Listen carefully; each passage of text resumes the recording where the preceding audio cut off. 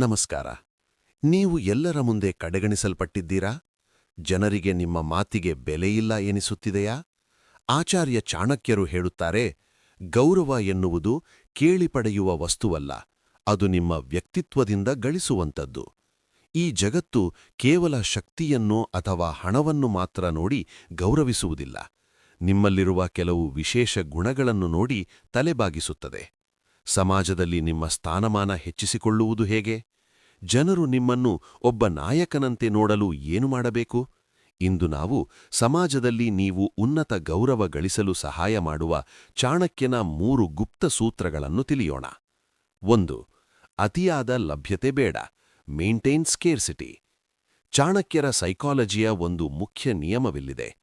ಅತಿಯಾದ ಲಭ್ಯತೆ ಬೆಲೆಯನ್ನು ಕುಗ್ಗಿಸುತ್ತದೆ. ನೀವು ಎಲ್ಲರ ಜೊತೆ ಸದಾ ಇರುತ್ತಿದ್ದರೆ, ಎಲ್ಲರ ಸಣ್ಣಪುಟ್ಟ ಕೆಲಸಗಳಿಗೂ ಲಭ್ಯವಿದ್ದರೆ, ಜನರು ನಿಮ್ಮನ್ನು ನಿರ್ಲಕ್ಷಿಸಲು ಶುರು ಮಾಡುತ್ತಾರೆ. ಯಾರನ್ನೂ ಅತಿಯಾಗಿ ಮೆಚ್ಚಿಸಲು ಹೋಗಬೇಡಿ. ನಿಮ್ಮ ಸಮಯಕ್ಕೆ ಬೆಲೆ ಕೊಡಿ.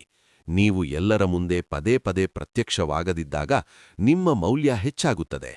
ನೀವು ಮಾತನಾಡುವುದು ಅಪರೂಪವಾದಷ್ಟು ನಿಮ್ಮ ಪ್ರತಿಯೊಂದು ಮಾತಿಗೂ ಮುತ್ತಿನ ಬೆಲೆ ಸಿಗುತ್ತದೆ. ನಿಮ್ಮ ಘನತೆಯನ್ನು ನೀವೇ ಕಾಪಾಡಿಕೊಳ್ಳಿ. 2. ಸಾಮರ್ಥ್ಯ ಮತ್ತು ಸಾಧನೆ.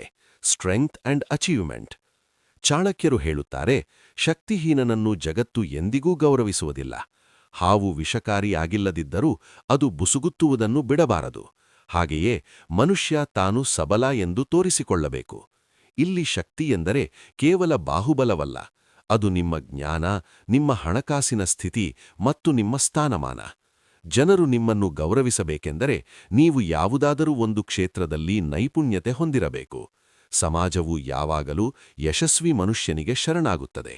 ನಿಮ್ಮ ಕೆಲಸದ ಮೇಲೆ ಗಮನಹರಿಸಿ, ಸಾಧನೆ ಮಾಡಿ. ಆಗ ಗೌರವ ನಿಮ್ಮ ಬೆನ್ನಿಂದೆ ಬರುತ್ತದೆ.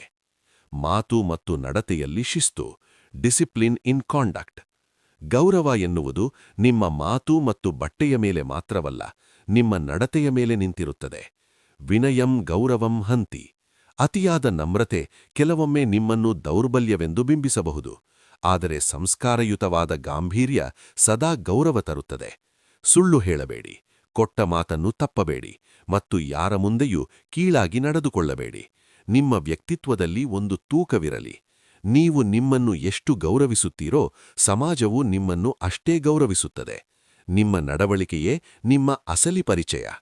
ಗೌರವವನ್ನು ಯಾರಿಗೂ ದಾನ ಮಾಡಬೇಡಿ ಮತ್ತು ಅದನ್ನು ಯಾರಿಂದಲೂ ಬೇಡಬೇಡಿ.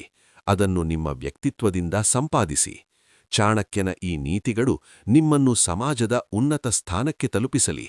ನೀವು ಸಮಾಜದಲ್ಲಿ ಅತಿ ಹೆಚ್ಚು ಯಾರಿಗೆ ಗೌರವ ಕೊಡುತ್ತೀರಾ? ಅವರಲ್ಲಿರುವ ಯಾವ ಗುಣ ನಿಮಗಿಷ್ಟ?